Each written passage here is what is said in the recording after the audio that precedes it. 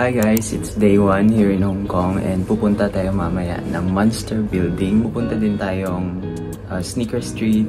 First day ko nga pala dito and yung weather, it's cloudy and sobrang maulan. I think may bagyo kasi galing din to ng Pilipinas, sinundan ko lang. Labas na tayo, sakay lang tayong MTR and diretso tayong Monster Building and get some breakfast.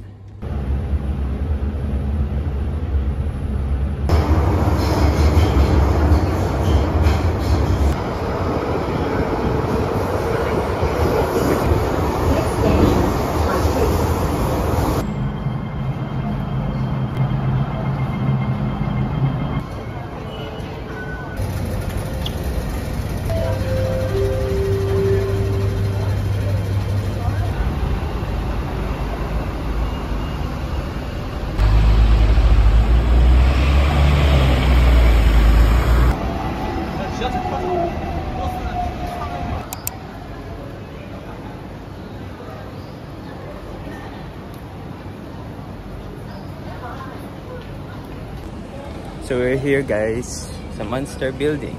Maulan kanina pero okay na ngayon. Cloudy lang. May mga shops din dito. Ayan, may Arabica, a Japanese brand. May salon, 24 hours laundry. And dapat lang talaga medyo hindi tayo maingay and nakaka-distract sa ibang tao kasi it's a residential area.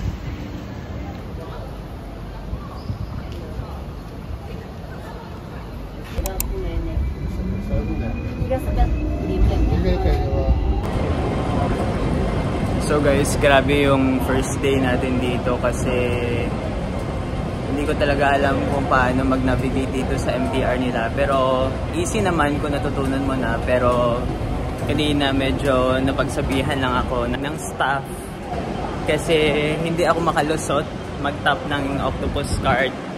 So yun pala, itutulak mo pa kasi yung nauna kong nasakyan, automatic siya na nag-o-open. Pero kanina kailangan mo itulak yung harang. So, lesson learned.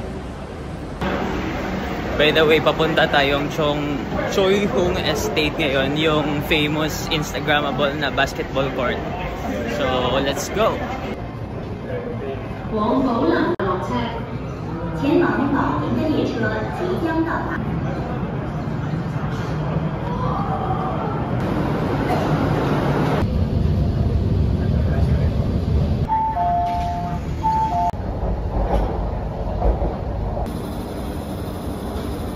Finally, dito na tayo sa Choi Hung Station.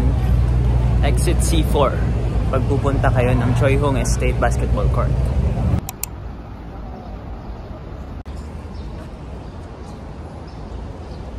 Dito na tayo guys sa Choi Hung Estate Basketball Court. Madaming turista, mostly parang mga Koreans. Kasi parang trend sa kanila ngayon yung Hong Kong.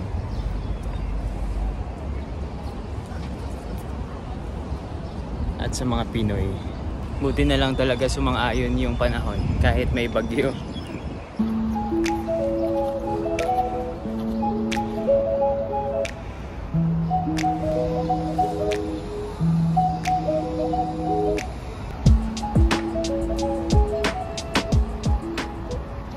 So after nyo mag-exit C4, kanan lang kayo at ito yung madadaanan nyo. Makikita nyo yung Choi Hung Estate Catholic Secondary School, tapos diretso lang kayo dyan. And then dyan sa may parking lot, may hagdan dito, akyatin mo lang yan. Yung sa pangatlong third floor, yan yung rooftop, yung may basketball court.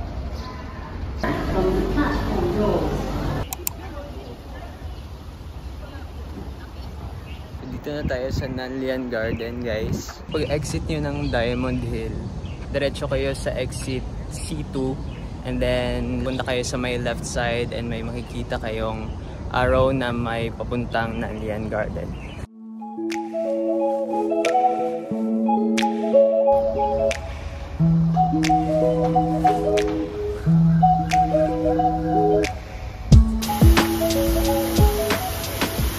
Sobrang ganda ng Chinlin Nunnery, guys. Parang Studio Ghibli. Dito din sa may Nanlian Garden ang Chinlin Nunnery. May hagdan lang na aakyatin. And dito na sa taas. Yan. Sobrang ganda. Magandang pumunta dito pag weekends, lalo na pag Sunday kasi konti lang yung tao. Kasi most of the tourists dun sila sa mga Ngongping 360 and Peak Tram. So hindi muna ako nag-schedule ng Peak Tram kasi may bagyo din and baka cloudy din yung sa may taas. So dito na lang ako sa Nanlian Garden tsaka sa mga free na tourist areas pumunta. Mga Monster Building, Choyong Estate and Nanlian Garden. So mamaya pupunta tayong Mongkok for dim sum. So dyan lang kanina yung exit C2 ng Diamond Hill. Punta lang kayo dito. And then ito na yung Nanlian Garden. Ito na tayo guys sa one dim sum.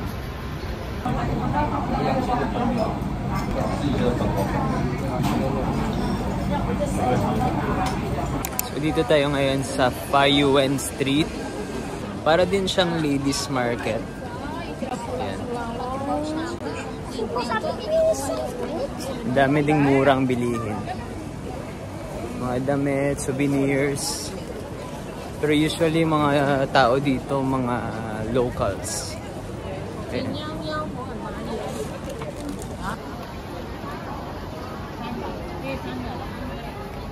Jewelries. 20 HKD. Bags. Pants. Fruits.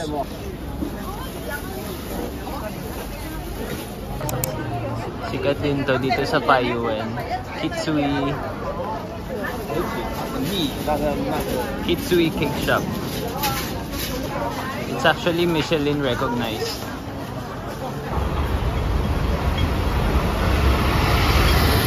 Grabing lakaran. Alas 3 pa lang inaantok na ako. The famous bamboo scaffoldings and the iconic red taxi. Dito tayo sa Sneaker Street, New Balance. Ganda. $1,099. $879. Sobrang gusto ko tong 1906R kaso wala sa budget natin ngayon. Travel lang talaga tsaka pagkain. Next time. Merong mga mas mura, $559. New Balance $530.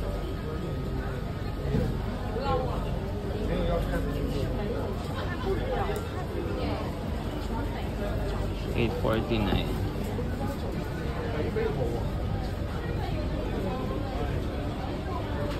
Ito, classic, $574, $519 din.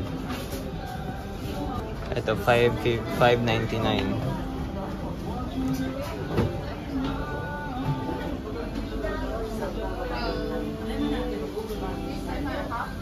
Uy, ganda. $719.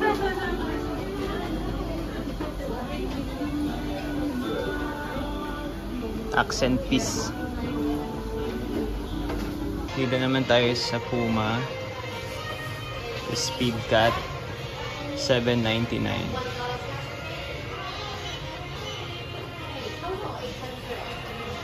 Ganda. Mga pang accent piece. Color red. Blue. Hindi ko alam kung ano. Purple. And white.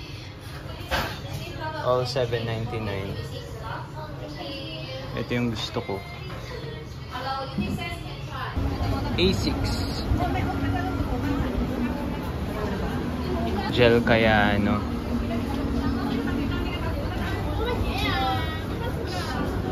$1,190. Ang mahal.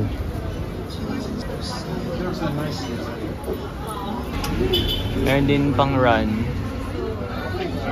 Gel Nimbus 1,390. Mas mahal talaga pag pang run kasi sobrang comfortable, tsaka grabe yung cushion niya.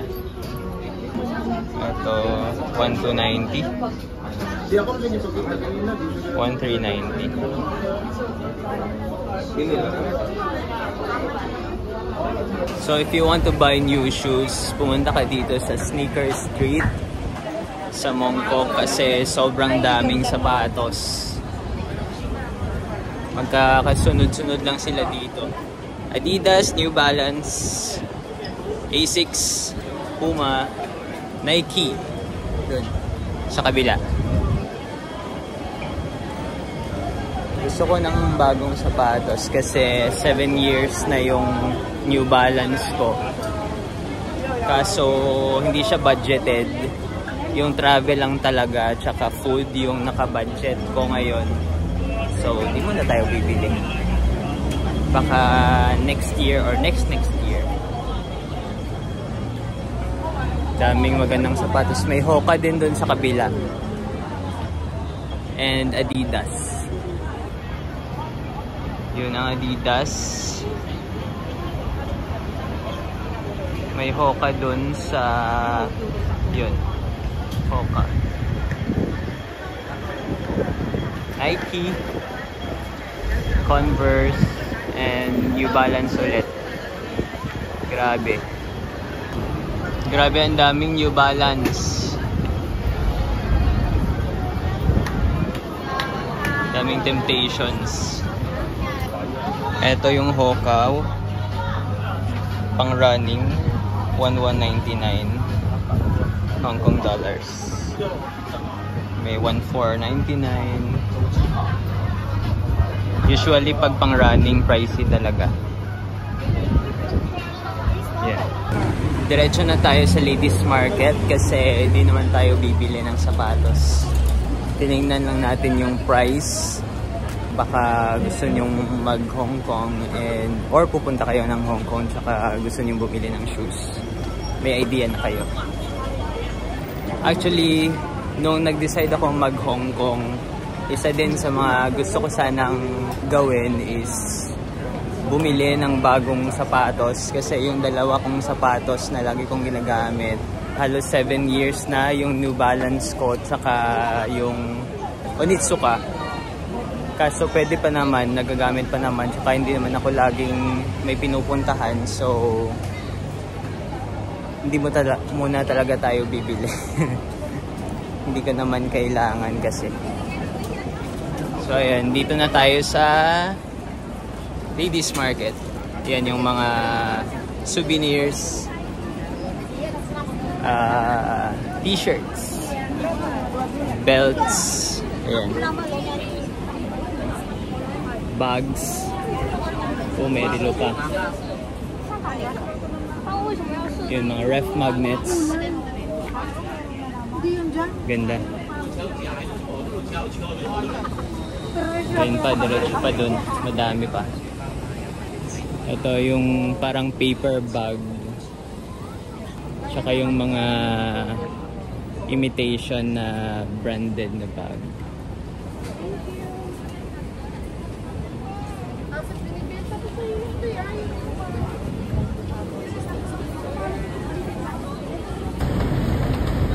Boom, Roy. Madaming souvenirs dito kaso wala masyadong price. Doon sa Fayuan Street kanina, mas madaming mura doon. And may mga price lahat. Dito kasi wala masyadong price. Tsaka hindi masyadong nagpapaano dito, discount. Medyo mahal dito sa ladies market. Doon pa mahaba pa. Grabe yung watches nila dito.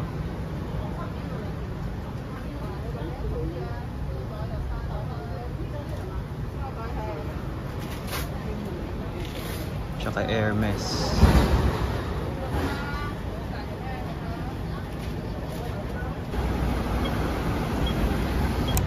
So pag bibili kayo ng mga souvenirs, Hakday.